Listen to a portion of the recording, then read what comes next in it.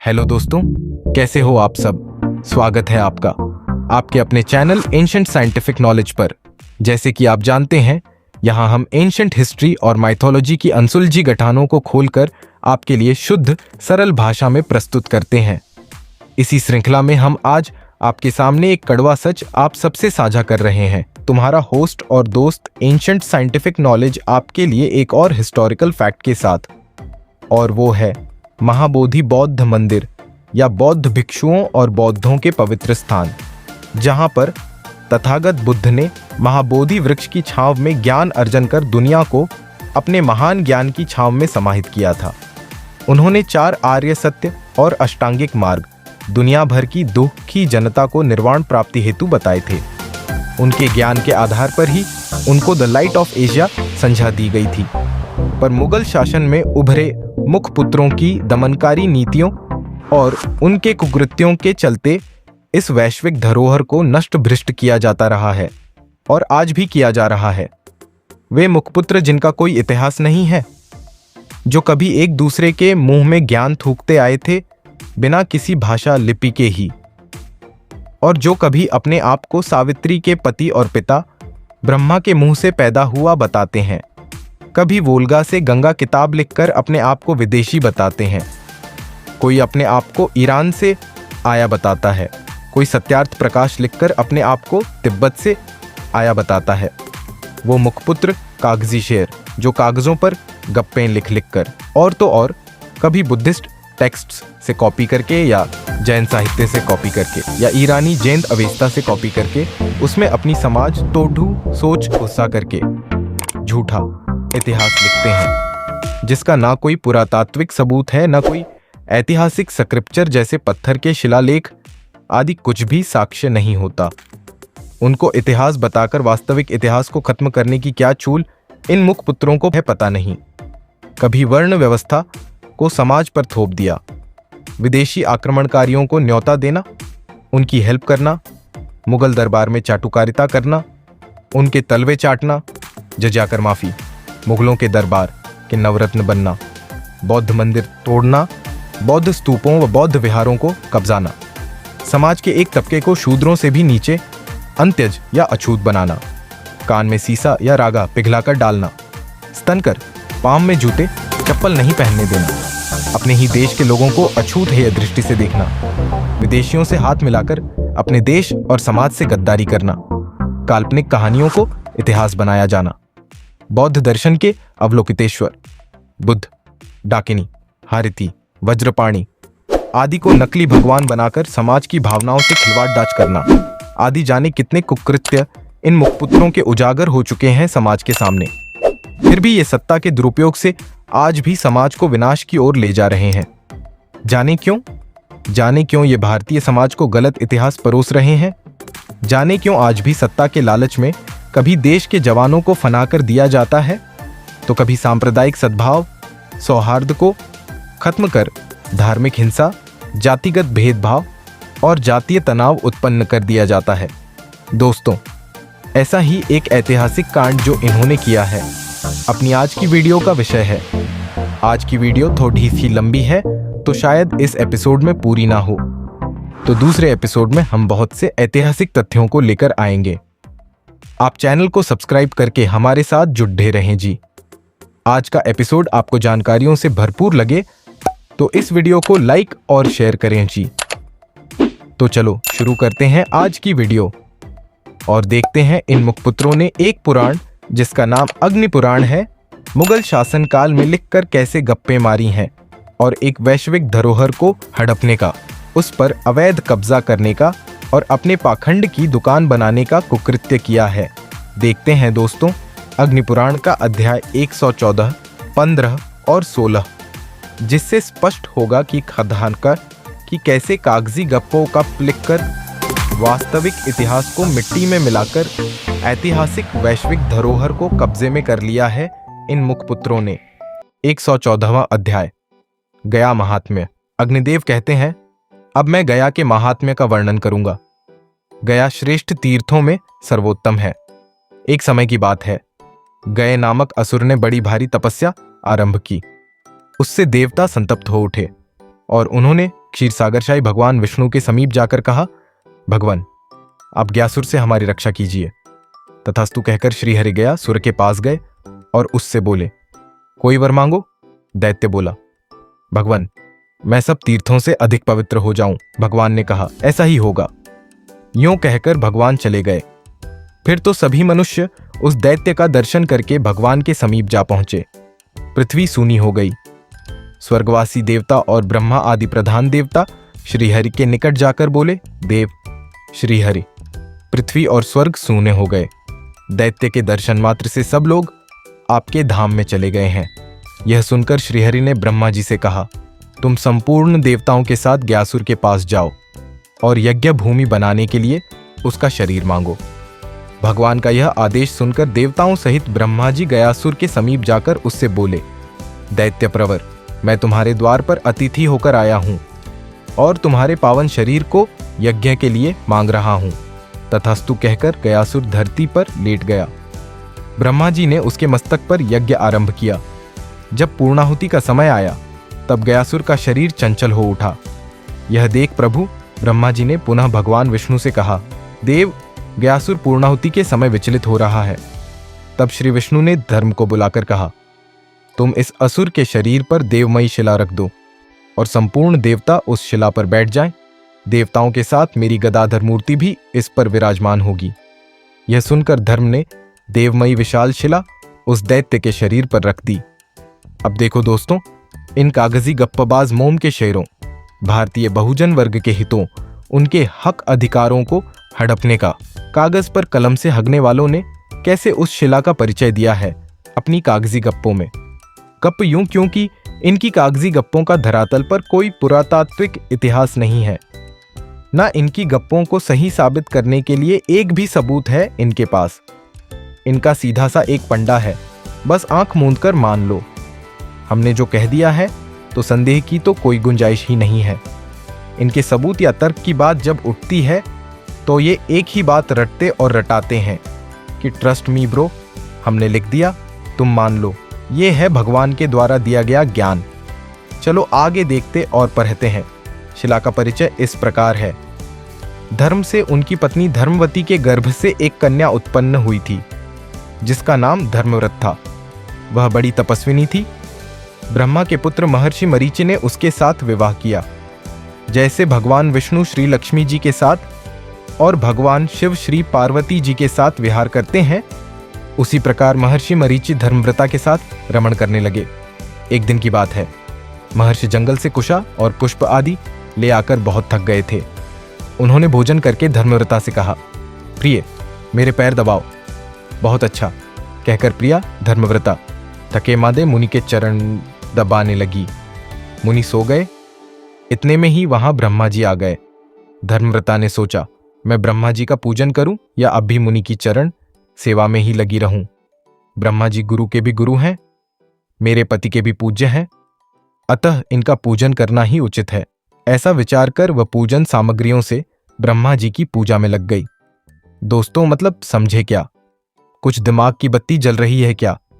पति को सोता हुआ छोड़ देकर ससुर की सेवा करने जा रही है बहू, और ससुर भी वो जिसे माननीय ज्योतिबा फुले ने बेटी चोद कहकर संबोधित किया था। सरस्वती का तो पता ही होगा ना, कौन ब्रह्मा की बेटी है, कौन ब्रह्मा की ब्याहता या पत्नी। चलो मुझे क्या, कागजी गप है, कैसे भी फेंक ले। आगे पढ़ते हैं हम तो। ये तो हिंदी अनुवाद है, मर्यादा का पालन है। मूल संस्कृत आप देखकर समझ सकते हो कि असल में कहानी में चल क्या रहा है। आगे पढ़ो। नींद टूटने पर जब मरीचि मुनि ने धर्मव्रता को अपने समीप नहीं देखा, तब आज्ञा उल्लंघन के अपराध से उसे शाप देते हुए कहा, तू शिला हो जाएगी। यह सुनकर धर्मव्रता कुपित हो उनसे बोली, मुने, चरण सेवा छोड़कर मैंने आपके पूज्य पिता की पूजा की है, अतः मैं सर्वथा निर्दोष हूं। ऐसी दशा में भी आपने मुझे शाप दिया है, अतः आपको भी भगवान शिव से शाप की प्राप्ति होगी। यूं कहकर धर्मव्रता ने शाप को पृथक रख दिया और स्वयं अग्नि में प्रवेश करके वह हजारों वर्षों तक कठोर तपस्या में संलग्न रही। इससे प्रसन्न होकर श्री विष्णु आदि देवताओं ने कहा, वर मांगो। धर्मव्रता देवताओं से बोली, आप लोग मेरे शाप को दूर कर दें। देवताओं ने कहा, शुभ है, महर्षि मरीचि का दिया हुआ शाप अन्यथा नहीं होगा। तुम देवताओं के चरण चिन्ह से अंकित परम पवित्र शिला होगी। गयासुर के शरीर को स्थिर रखने के लिए तुम्हें शिला का स्वरूप धारण करना होगा। उस समय तुम देवव्रता, देवशिला, सर्वदेव स्वरूपा, सर्वतीर्थमयी तथा पुण्यशिला कहलाओगी। मतलब समझे? मतलब ये कि ये कलम कसाई बात घड़ने में कितने माहिर थे। कहने को तो ये मुखपुत्र मांगकर खाने वाले थे और आज भी हैं, पर जब समाज के हकों का दमन करने की या किसी जगह को हथियाने की या इतिहास का अपनी तरह से गुद्ध गोबर करने की बात हो आदि, तो ये कैसे कागजों पर लप्पे झप्पे मारते हैं, कैसे धर्म या आस्था के नाम पर कागजी गप्पों को परोसकर अपने हितों और स्वार्थों की पूर्ति कर लेते हैं। चलो पढ़ते हैं आगे दोस्तों। देवव्रता बोली, देवताओं, यदि आप लोग मुझ पर प्रसन्न हो तो शिला होने के बाद मेरे ऊपर ब्रह्मा, विष्णु तथा रुद्र आदि देवता और गौरी लक्ष्मी आदि देवियां सदा विराजमान रहें।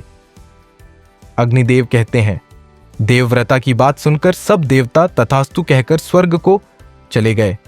उस देवमयी शिला को ही धर्म ने गयासुर के शरीर पर रखा, परंतु वह शिला के साथ ही हिलने लगा। यह देख रुद्र आदि देवता भी उस शिला पर जा बैठे। अब वह देवताओं को साथ लिए हिलने डोलने लगा। तब देवताओं ने क्षीर सागरशाही भगवान विष्णु को प्रसन्न किया।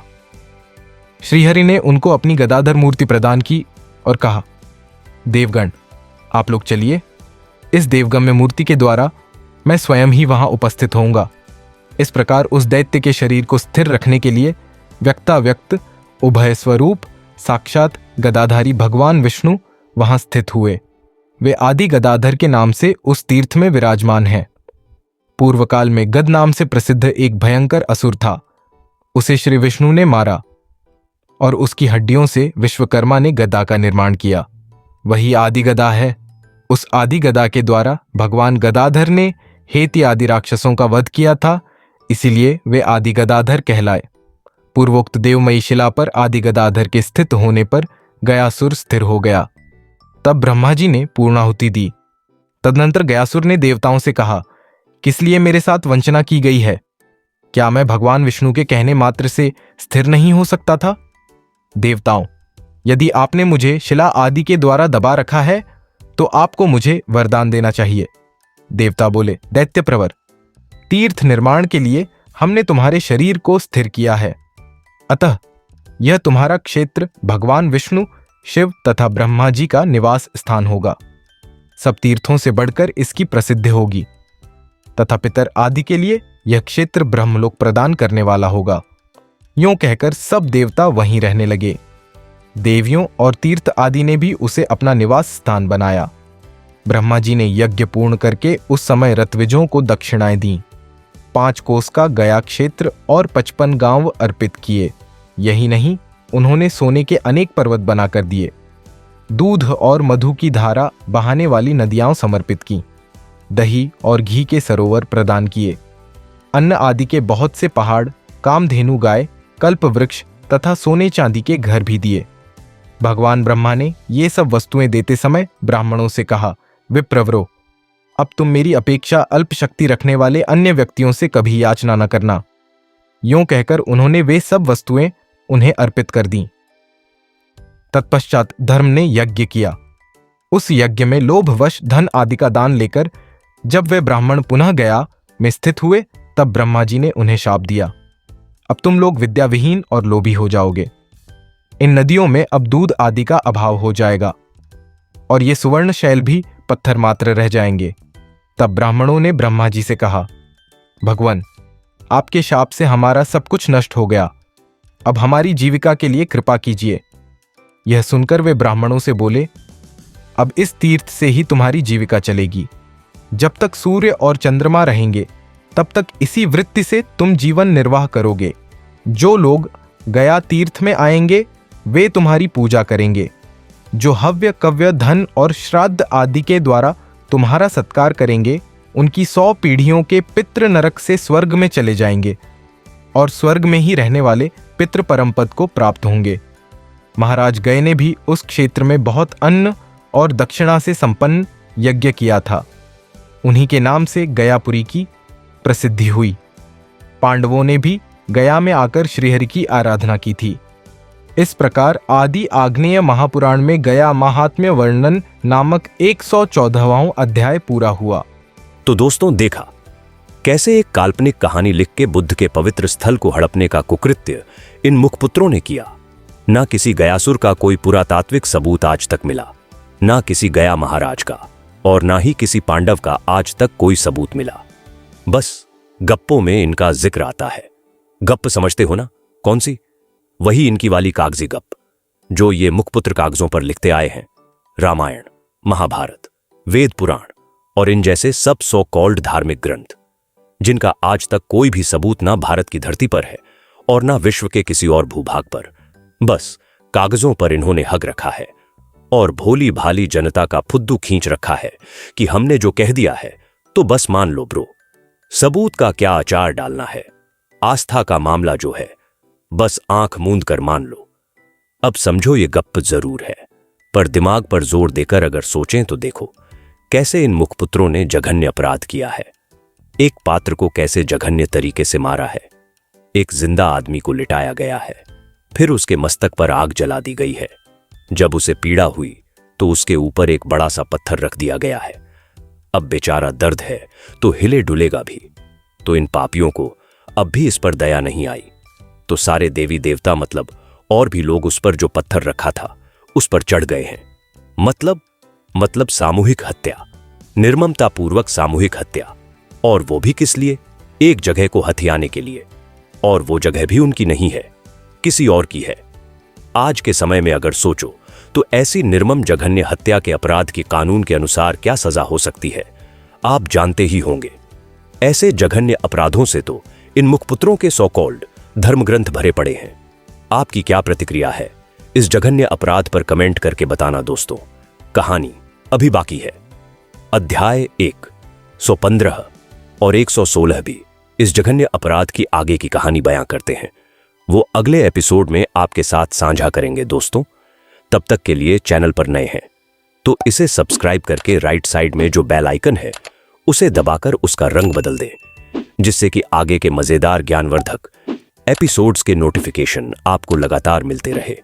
आज का ज्ञानवर्धक एपिसोड आपको अच्छा लगा है तो इसे लाइक करके शेयर करें और अपने दोस्तों को भी इस ज्ञानार्जन की कड़ी में शामिल करें।